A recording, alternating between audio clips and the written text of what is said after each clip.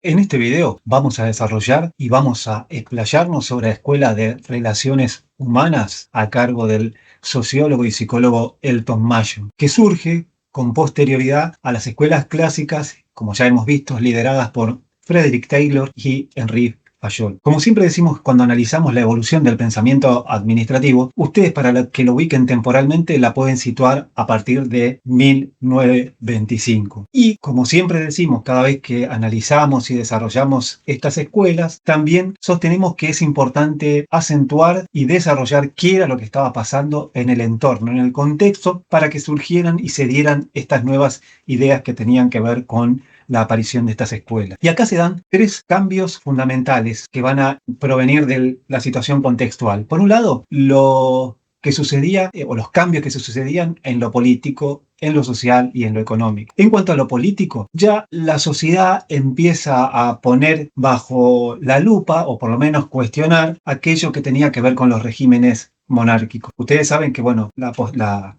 Revolución Francesa marcó justamente un hartazgo y un cambio de mirada en la sociedad respecto de qué era lo que estaba sucediendo hasta ese momento. Y esto se evidencia justamente también, entre otras cosas, a estos regímenes que venían prevaleciendo durante tantos años. Asimismo, y por otro lado, también los individuos quieren dejar de ser sujetos pasivos y empiezan a solicitar mayor participación en la toma de decisiones o por lo menos en lo que tenía que ver los procesos de producción. Y consecuentemente esto hacía que exijan, porque esa era la palabra, menos autoritarismo. Y por otro lado también ponen en cuestionamiento esto que tenía que ver que el derecho divino o el poder de decisión estaba dado exclusivamente para a unos pocos, y por eso justamente empieza a ponerse en cuestionamiento todo esto que tenía que ver con los regímenes y empiezan a surgir los estados democráticos y empieza a aparecer este cambio conceptual en lo que tenía que ver en lo político. Por otro lado, respecto de lo social, los trabajadores empiezan a solicitar y a exigir mayor participación, mayores defensa de sus derechos, y ahí es donde aparecen los sindicatos y con ellos una fuerte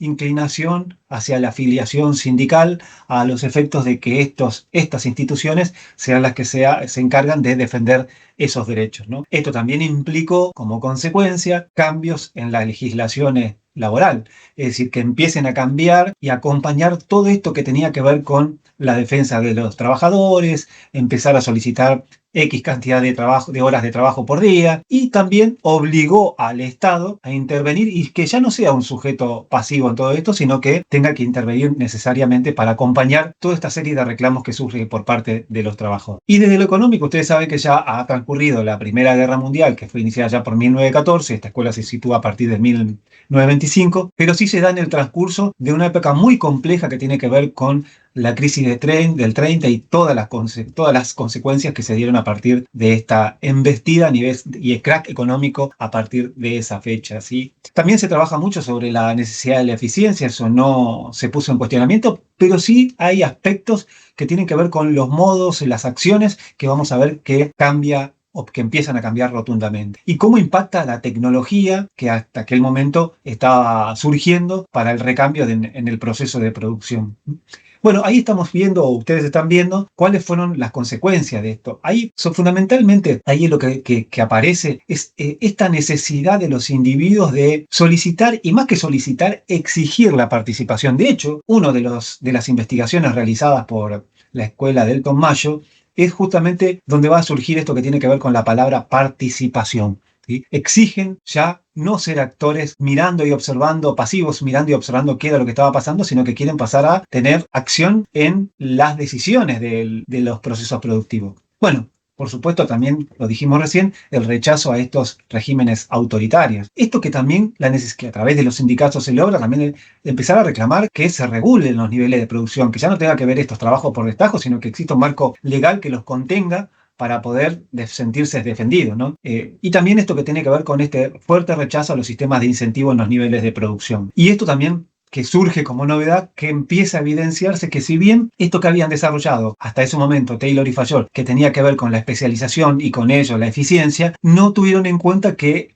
esto podía producir un hartazgo en un momento de hacer todos los días lo mismo durante toda su vida. Es decir, recordemos que las escuelas clásicas trabajaban sobre ese precepto o concepto, ¿no?, que tenía que ver. La perfección se daba cuanto más chica era la tarea, porque la persona podía hacer exclusivamente un tipo de tarea específica y eso en algún momento iba a llevar a una perfección total, la eficiencia al 100%. Lo cual era cierto, porque llega un momento que uno se hace especialista en determinados temas y adquiere un conocimiento y una especialización muy importante respecto del resto, pero no tuvo en cuenta ninguno de los dos pensadores anteriores que esto justamente iba a llevar a producir el hartazgo producto de las tareas rutinarias que tenía que hacer permanentemente. Y por otro lado, ninguna de las escuelas hasta ese momento había tenido o analizado cómo los obreros, cómo las personas se reordenaban en grupos informales. Ahí yo les dejé el link de de la película Tiempos Modernos, donde pueden apreciar un poco esto que tiene que ver con el ítem 2 de rechazo a sistemas autoritarios, la regulación de la producción, ¿no?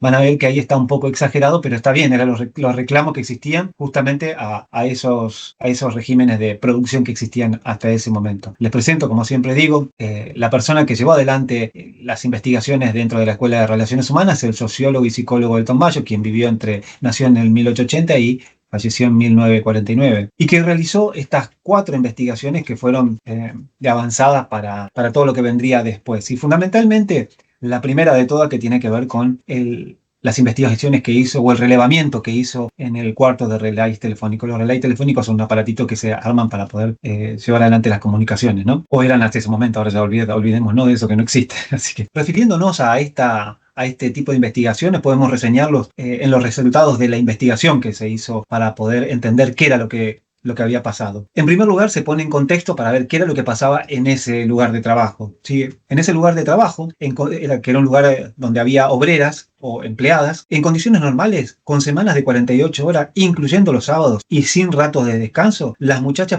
producían 2.400 relays telefónicos por semana, ¿sí? Eso era lo que venía produciendo hasta ese momento. Y a partir de ahí se empieza, o mejor dicho, Elton Mayo con sus investigaciones, empieza a generar algunos estímulos para ver cuáles eran las reacciones. Se las puso a trabajar entonces 8 semanas de estajo y la producción se elevó, ¿sí? Produjo un cambio con respecto al clima estándar que venía hasta ese momento. Siguió agregando estímulos. Es decir, se introdujeron 2 pausas que hasta ese momento no existían, de 5 minutos, uno por la mañana y otro por la tarde, durante un periodo de 5 semanas. Y la producción volvió a subir, lo cual llamó la atención. Posteriormente, esos intervalos que habían sido de 5 minutos se alargaron a 10 minutos y la producción se elevó mucho más. Hasta ahí, ¿sí? Recordemos que el primero era de 5 minutos, el segundo de 10 minutos, eran uno a la mañana y otro a la tarde. Con posterioridad, ¿sí?, se produjeron 6 pausas de 5 minutos y la producción disminuyó ligeramente. Acá en esta ocasión las muchachas se quejaron porque su ritmo de trabajo era interrumpido por las frecuentes pausas. Es decir, en lugar de beneficiarlas, las lentificaba porque después tenían que retomar las actividades laborales. Se volvió entonces a las 2 pausas de descanso, la primera acompañada de un refrigerio caliente, proporcionado gratuitamente por la compañía, y la producción subió. Recordemos que hasta ese momento era inédito, ¿no?, porque el trabajo no le daba absolutamente nada, entonces por eso se remarca que era gratuita la infusión que se les daba. Entonces se les permitió además con posterioridad a las muchachas salir, en lugar de las 17 horas que era su horario de salida, a las 16:30, y se evidenció que la producción nuevamente subió. Y una vez que se instaló esto de las 16:30, se les permitió salir media hora antes más también, así que ahora salían a las 16, pero la producción no se alteró. Y por último, ¿qué se hizo? Se suprimieron todas las mejoras que se habían obtenido hasta ese momento, y las muchachas volvieron entonces a sus condiciones físicas de los comienzos del experimento. Es decir, se trabajaban los sábados, semanas de 48 horas sin pausa de descanso, ni trabajo a destajo, ni refrigerio gratuito que venía siendo instalado hasta ese momento, y la producción se elevó a 3.000 relays telefónicos por semana por cada obrera. Los resultados fueron hiper reveladores porque llamaba la atención que aún cuando se sustraían todos estos derechos y todos estos beneficios, crecía la productividad. Y acá se dan 2 hechos fundamentales, por eso les dije, presten atención a esa palabra, porque se evidenció que la participación era la variable que evidenciaba y que hacía que se produjeran esos cambios. En realidad no era solo la participación, ¿no? Pero toda vez que no se permitió la participación, la producción descendía. Es decir, esto era muy revelador. Pero además también se evidenció que el tipo de supervisión influía mucho. Si era una supervisión flexible, también estaba amalgamada con lo que era el nivel de participación. Conclusión de las investigaciones de Elton Mayo respecto del cuarto de relay es que estas dos variables, la participación y la supervisión flexible, incidía fuertemente en el nivel de productividad. Después llevó adelante las investigaciones de la Cámara de Mica, ¿sí? Donde a las obreras se las sometió a variaciones en el ambiente laboral, con pausas de descanso y obteniendo también diferentes resultados que pudieron confirmar los datos que se habían relevado en el cuarto de relay telefónico, ¿sí? Después un programa de entrevistas, realizó de todo tipo de consultas para saber qué pasaba, qué querían, qué era lo que estaba sucediendo en aquel momento con las obreras, ¿sí? El relevamiento fue amplio, sumamente ambicioso y se llevó un cuestionario de 21.000 entrevistas realizadas, ¿no? Con diferentes preguntas y respuestas, de las más variadas, ¿no? Que eso también sirvió para entender qué era lo que estaba sucediendo en aquel momento. Y por último, las investigaciones en el cuarto de alambres, donde se desarrolló entre 14 miembros un sentido de pertenencia grupal de individuos. Pero ¿qué había pasado? En realidad se elegían a 2 personas para que vayan a trabajar. Y a esas 2 personas se les permitió que pudieran elegir a otras X cantidad, que sean de su confianza y que las eligieran ellos. Y esto a su vez podían elegir a otro. Con lo cual se terminaron seleccionando un total de 14 personas que estaban trabajando elegidas por ellos mismos. Y ahí apareció lo que venía, que se evidenciaba que a través de ese nuevo grupo que se había formado, emergía una persona por sobre el resto, lo cual nosotros después a posteriori conoceríamos como el líder, ¿no? Y todos los miembros que participaban en la elaboración de normas de índole grupal y que eran acatadas por todos, ¿no? No se discutían. Y ahí también existían estas normas no escritas, es decir, no produzcas más de lo que corresponde porque me pones en evidencia a mí o al resto de tus compañeros. Es decir, ni más ni menos produzca, producir estándar. Entonces, muy, muy revelador fue porque esta es la primera vez que se observa esta figura que emerge así casi naturalmente y las condiciones que se generan en los diferentes grupos. Los resultados de la Escuela de Relaciones Humanas fueron cuantiosos, pero bueno, esto que les decía que destruye la teoría que venían instalada por Frederick Taylor y Henry Fayol, que tenía que ver que el individuo se movía exclusivamente por lo económico, lo derrumba porque evidencia que existen otros aspectos. Por otro lado, estas motivaciones tienen que ver con otras cuestiones que no van a quedar resueltas acá, sino que van a ser los sociólogos y psicólogos los que empiecen a evidenciar cuáles son estos aspectos que hasta ahora no se podían ver, ¿no? Que no tenían que ver exclusivamente con lo económico, que no lo voy a spoilear ahora, sino que se dirá cuando se trate la escuela de psico y sociología. Esto que hablábamos también, la participación y la supervisión flexible, fueron los dos anclajes fundamentales de las investigaciones y los trabajos de relevamiento de Elton Mayo, ¿no? Pone el foco de atención el grupo y no los individuos, esto que había revelado hasta ese momento con las investigaciones en el cuarto de alambre. El individuo necesita pertenecer a un grupo, que cada uno elabora sus propias normas y dentro de esas normas se encuentra el de producir y cómo se produce, ¿no? Esto de no produzcas más ni menos, haz un estándar en el cual estemos todos involucrados, porque si no me dejas en evidencia si producís más o si producís menos también, ¿no?